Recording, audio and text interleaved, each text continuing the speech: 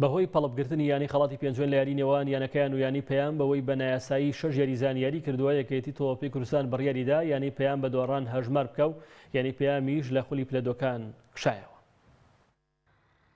یانەی وەرزشی پەیام دوایەوەی لە خولیانە پلەدۆکان لە یانەی خەڵاتی پێنجۆنی بردەوە، بەڵام پاش یاریەکە و پەڵبگرتنی یانەی خەڵات لە یاریەکە بەوەی 6 یاری زانیان بە شێوەی نایاسایی یاری پێکردووە، یانەی پەیام بە دۆڕان هەژمار کرا.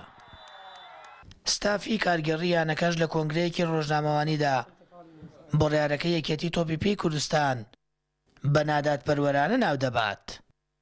لە ڕۆژی 27 یەکەم یاریمان لەگەڵ خەڵاتی پێنجۆن ئەنجامدا لە یاریگەی خۆمان بە ئاست و بە ئەنجام توانیمان یاریەکە بە ئەنجامی 3 بە 1 ببینەوە. بەڵام یانەی خەڵاتی پێنجۆن هەستان بەگرتنی پەڵب لە یانەکەمان بە بیانووی یاسایی نەبوونی یاری پێکردنی 6 یاریزانی یانەکەمان.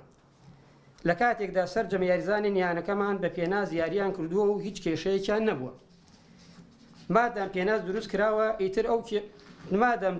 دروست کراوە ئیتر ئەو یاریزانە بەڕسمی دەبێتە یاریزانی یانە و مانایەک نامێنێتەوە بە یاری نەپێ نەکردنیە.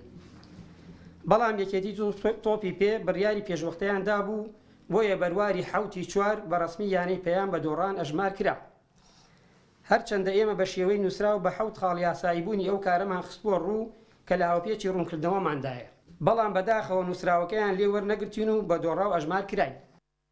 یانەی پەیام ڕایدەگەێنەوە دووەم جارە ستەمیان لێ دەکرێت، هەر ئەوە ژۆکارە بڕاری کشانەوە لە خولەکە بدەن، بۆیە تا ڕۆژی دووشەممە مۆڵەت بە یەکێتی تۆپی پێی کوردستان دەدەن بچنەوە بە بڕیارەکەیاندا ئاگینا سکاڵا تۆمار دەکەن.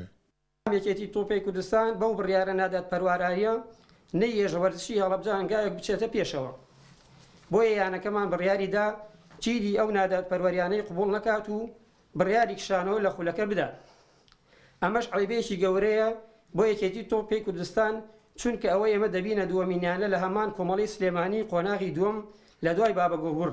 ئێمە لە یانی وەرشی پەیام تاوەکو ڕۆژی دووشەممە مۆڵەت بە یەکێتی تۆپی کوردستان دەدەین بۆ پێداچوونەوە بەو بڕیارە نادادپەروەریانە، بەڵام دوای ئەو بڕیارە ئیتر سکاڵای یانەکەمان دەبین لە دادگای کارگێڕی و مافی خۆمان لە دادگا بەدەست دێنین و داوای قەرەبی مادی و معنەوی دەکەین.